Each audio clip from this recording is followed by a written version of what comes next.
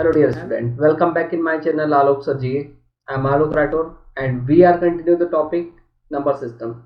Student number system के हमने जो क्वेश्चन इसके पहले भी जो किया हुआ है, नंबर सिस्टम मैंने पहले ही बताया हुआ है कि एक मिक्स पैटर्न होता है और जब मिक्स पैटर्न की हम जो बात कर रहे हैं तो यहाँ पे क्वेश्चन आपको छोटे छोटे कुछ क्वेश्चन मिल जाते हैं। तो वैसे ही हम कुछ यहाँ पे जो है इसको पार्ट पार्ट में डिस्कस करेंगे। यहाँ पे अलग अलग वैरायटी के क्वेश्चन कितने तरीके के जनरेट हो सकते हैं, इनको हम सारे क्वेश्चन को यहाँ पे डिस्कस कर रहे हैं। तो यहाँ पे हमने देखा इसमें bar number convert into the fraction, मतलब कोई नंबर अगर दिया हुआ है तो उसको हमें फ्रैक्शन पे कैसे कन्वर्ट करना है। फ्रैक्शन का मतलब पी बाय क्यू फॉर्मेट है ना, ये चीज हमें मालूम है कि पी बाय क्यू फॉर्मेट मतलब न्यूमरेटर एंड डिनोमिनेटर अंश और हर होना चाहिए। तो हमने देखा कि जब अंश और हर होना चाहिए है ना, पी बाय क्यू फॉर्मेट में होना चाहिए, तो हमने एक कंडीशन जनरेट हो जाती है स्टूडेंट। वो क्या होती है? वो ये होता है कि denominator that means Q, P by Q मतलब डिनोमिनेटर के जो नंबर है वो does not equal to zero, कभी भी जीरो नहीं हो सकता है। तो हम देखते हैं कि इसमें किस तरीके के क्वेश्चन डिस्कस करेंगे और किस तरीके के क्वेश्चन जनरेट हो सकते हैं। तो वन बाय वन हम यहाँ पे एक लो लेवल से लेके इसमें जितने मैक्सिमम पॉसिबल केस हो सकते हैं हम सारे केस को इसमें डिस्कस कर रहे हैं। ओके, बार टाइप क्वेश्चन हमने यहाँ पे देखा बार टाइप क्वेश्चन कैसे जनरेट होते हैं। तो हमने पहले ही डिस्कस किया हुआ है कि कैसे पी बाय क्यू फॉर्मेट पे होता है और हम उसको किस तरीके से सॉल्व करते हैं। तो हमने बोला कन्वर्ट इनटू द फ्रैक्शन, बहुत सिंपल से क्वेश्चन होते हैं। Convert into the fraction, fraction पे कन्वर्ट करना है पी बाय क्यू फॉर्मेट पे। फॉर एग्जांपल आपको दिया हुआ है 10/3, क्लियर है, 10/3 इसको अगर आप डिवाइड करते हैं तो नंबर क्या मिलता है आपको? 3.3333, नॉन टर्मिनेटिंग मतलब खत्म नहीं हो रहा है। तो आप जब खत्म नहीं हो रहा है तो आपको इसको लिखने का जो तरीका होता है वो क्या होता है? वो होता है 3 पॉइंट और डेसिमल के बाद में जितने बार रिपीट हो रहा है, जितना भी रिपीट हो रहा है उस डिजिट पे हम क्या लगा देते हैं? बार रिप्रेजेंट कर देते हैं। तो बार रिप्रेजेंट कर मतलब ये होता है कि वो नंबर जो है वो कंटिन्यूअसली नॉन टर्मिनेटिंग है। तो यहाँ पे हम बोला कि जब क्वेश्चन इस तरीके के जनरेट हो रहे हैं, फॉर एग्जांपल हम यहाँ पे सेकंड वाले पे आ रहे हैं ना, इस वाले क्वेश्चन पे 0.252525। अब ये क्वेश्चन क्या जनरेट कर रहा है यहाँ पे? जब ऐसे कोई क्वेश्चन दिया हुआ है, ठीक है, इसको हम कैसे रिप्रेजेंट कर सकते हैं, किस तरीके से हम कंटिन्यूअस है right into the bar form of बार, मतलब बार के टर्म पे हम कैसे लिखें। तो हमें मालूम है कि 2525 इस तरीके से कंटिन्यूअस रिपीट हो रहा है ना। तो जब रिपीट हो रहा है तो आप इसको लिखने का जो तरीका होता है वो हम कैसे लिखेंगे? यहाँ पे मैंने बोला कि जो नंबर फॉर एग्जाम्पल 252525 यही रिपीट होते चल रहा है तो हम उसके ऊपर क्या लगा देंगे? एक बार रिप्रेजेंट कर दें। बार अगर आपने रिप्रेजेंट कर दिया तो ये क्या शो करेगा स्टूडेंट? ये शो करेगा आपको कि 25 जो है वो कंटिन्यूअस डेसिमल के बाद में रिपीट होते हुए चल रहा है। तो यहाँ पे क्वेश्चन ऐसे आपको जनरेट हो सकते हैं। कुछ जो क्वेश्चन होते हैं यहाँ पे आपको दिया है, जैसे फॉर एग्जांपल मैंने अगर बोला यहाँ पे 0.25 और ये 25 पे आपने बार रिप्रेजेंट किया हुआ है, तो इसका मतलब क्या हो रहा है कि यहाँ पे बोल रहा है कि इसको write into the fraction form of P by Q format पे, मतलब न्यूमरेटर और डिनोमिनेटर अंश और हर के रूप में आपको लिखना है। तो इसको कैसे लिखा जा सकता है? ठीक है, तो आप बोलेंगे कि सर इसको ऐसा कर दीजिए, 0.25 है तो आपने बोला कि 25 डिवाइड बाय 100 कर दें और ये इसका आंसर होगा। नहीं जनाब, है ना, ये आपका आंसर नहीं होगा। तो आपका आंसर होना क्या चाहिए? क्योंकि ये 25 सिर्फ होता तो हम यहाँ पे 25 डिवाइड बाय यहाँ पे क्या कर देते? 100 कर देते, तो आपका आंसर आ सकता था। बट यहाँ पे आपने बोला ये बार रिप्रेजेंट हो रहा है तो हम क्या करते हैं? डेसिमल के बाद, बहुत अच्छे से समझ लें एक एक चीजें, डेसिमल के बाद 0.25 आपको यहाँ पे बार रिप्रेजेंट हो रहा है तो जितने नंबर के ऊपर बार रिप्रेजेंट होता है उतने ही हम 999 लगा दिया करते हैं। जितने बार होगा उतने 9। तो हमने क्या किया, यहाँ पे 25 है तो 25 डिवाइड बाय डेसिमल के बाद में कितने डिजिट पे ऐसे बार रिप्रेजेंट हुआ है? 2 डिजिट। तो हमने यहाँ पे 2 डिजिट का 99 लगा दिया, यही हमारा आंसर होगा। ओके, है ना। क्वेश्चन बड़े सिंपल से होते हैं, बस एक थोड़ा सा लॉजिक समझ में आना चाहिए। आपको यहाँ दिया है 0.4 और 4 पे बार रिप्रेजेंट हो रहा है तो आप बोलेंगे कन्वर्ट इनटू द फ्रैक्शन। तो मैंने बोला क्या होता है, यहाँ पे 4 के ऊपर बार रिप्रेजेंट हो रहा है। Okay, very good. यहाँ पे आपने क्या किया, 4 बाय आपने क्या कर दिया? 9। क्योंकि सिंगल डिजिट था तो क्या कर दिया यहाँ पे 4/9, ये हो जाएगा हमारा आंसर। सेकेंड हम देखते हैं, यहाँ पे क्वेश्चन दिया हुआ है 0.289 पे बार रिप्रेजेंट हो रहा है, convert into the fraction. Clear है, 89 पे बार रिप्रेजेंट हो रहा है और बोल रहा है कि कन्वर्ट इनटू द फ्रैक्शन। तो हमने बोला यहाँ पे फ्रैक्शन पे कन्वर्ट करना है, तो हम क्या करेंगे, पहले तो डेसिमल के बाद में जितने नंबर है उसको पहले लिख दे, एक एक स्टेप समझ लें। 0 के बाद में डेसिमल के बाद में जितने भी नंबर है उसको लिख दिया 289, माइनस उस नंबर को करना है जिसके ऊपर बार रिप्रेजेंट नहीं होता। ओके, जिसके ऊपर बार रिप्रेजेंट नहीं होता। तो हमने यहाँ पे देखा 289 माइनस 2 डिवाइड बाय, आपने बोला 2 डिजिट के ऊपर बार रिप्रेजेंट हो रहा है तो क्या करेंगे 99। ठीक है, स्टेप बाय स्टेप समझे, 99। अब डेसिमल के बाद में ये चेक करें कि कितने डिजिट के ऊपर बार रिप्रेजेंट नहीं हुआ। तो कितने डिजिट है, वो सिंगल डिजिट है ना, 2 के ऊपर नहीं है तो 2 का आप एक डिजिट है, इसलिए आपने क्या लगाया 0। अगर आप यहाँ पे 2 के पहले और एक होता 1 2 8 9, तो यहाँ पे क्या होता है 9900। ओके, तो इस तरीके से हमने यहाँ पे इसको जो है यहाँ पे माइनस कर दिया 289 माइनस 2, पहले पूरा नंबर लिखा उसमें से माइनस कर दिया कौन सा, जो डेसिमल के बाद में और जिसपे बार नहीं है।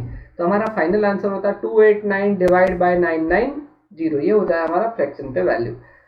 नेक्स्ट हम देख रहे हैं यहाँ पे 34878 0.3478 पे बार रिप्रेजेंट हो रहा है, पहले पूरा डिजिट लिखा आपने 3478 माइनस क्या करना पड़ेगा 34, क्यों, क्योंकि इनके ऊपर बार रिप्रेजेंट नहीं हुआ है और डेसिमल के बाद में, तो माइनस कर दिया, डिवाइड बाय 2 डिजिट 78 जिसके ऊपर बार है तो उसका 99, और जितने डिजिट पे बार नहीं है 34, 2 डिजिट पे बार नहीं है तो यहाँ पे 00 सब्सट्रैक्ट कर दें, ये हमारा आंसर होगा।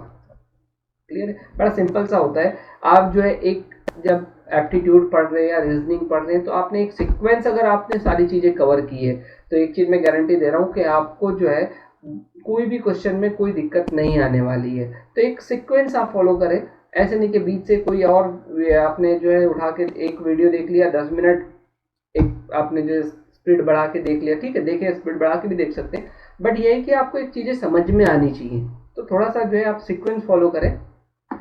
यहाँ पे हमने देखा इसमें 3.217 पे 17 पे बार रिप्रेजेंट हो रहा है, तो 17 पे बार रिप्रेजेंट हो रहा है और सामने 3 भी है। देखो यहाँ 0 था तो हमने कुछ नहीं किया, 0 लिखने का कोई है ना मतलब नहीं है, कुछ अहमियत नहीं है उसकी। तो हमने क्या किया यहाँ पे 3 plus 217 minus 2 divide by 2 digit पे बार है 99, डेसिमल के बाद में एक डिजिट पे बार नहीं है तो यहाँ पे 0।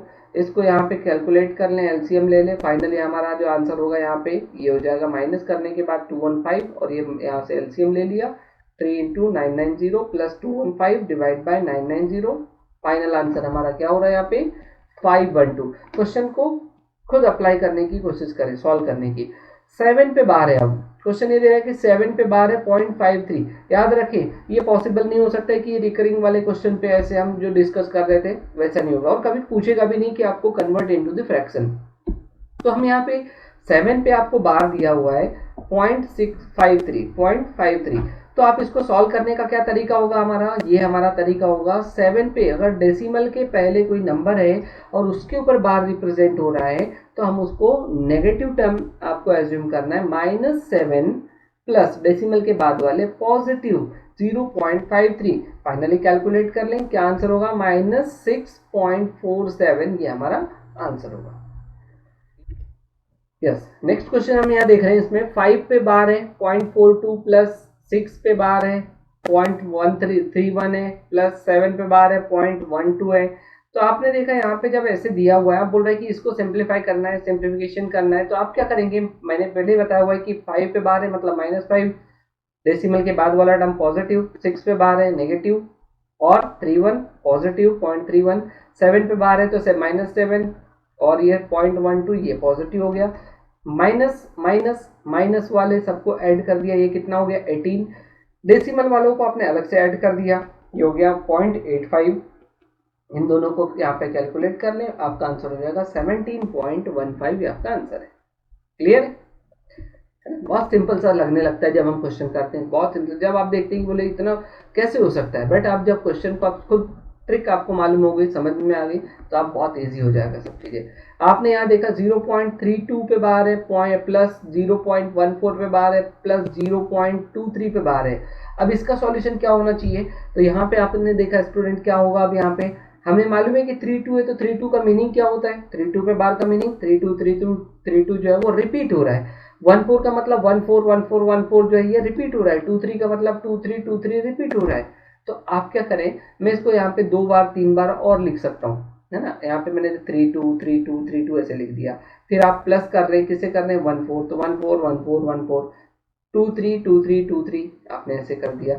यहाँ पे मालूम है 2 + 4 + 3 ये हो जाएगा 9 + 3 1 2 ये हो जाएगा 6। इनको सबको ऐड करते चलें तो आपको फाइनल जो नंबर मिल रहा है वो कुछ ऐसे मिल रहा है 0.696969। दैट मीन्स 69 जो है वो रिपीट हो रहा है। तो रिपीट हो रहा है तो हम इसको क्या लिख सकते थे, 0.69 पे बार।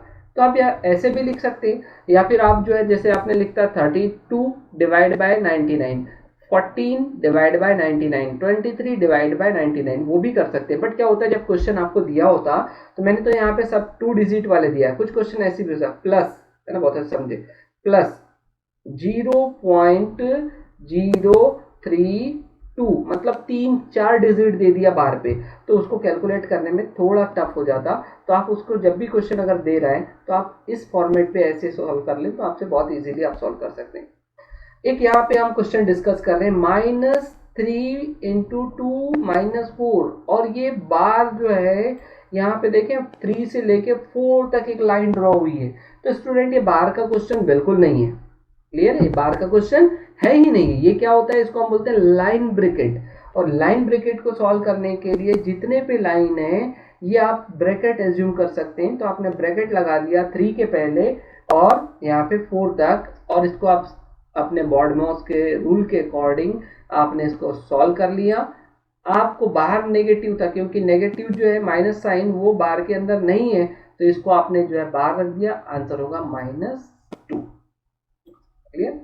एक हम देख रहे हैं यहाँ पे एक क्वेश्चन जैसे मैंने अभी दिखाया था, है ना, 0.03 पे बार है, 0.2 पे बार है, प्लस 0.004 पे बार है ना। मैंने अभी बताया था यहाँ पे जब एक में 2 डिजिट है, एक में सिंगल डिजिट है, इसमें यहाँ पे डेसिमल के बाद में इसमें यहाँ पे 3 डिजिट है।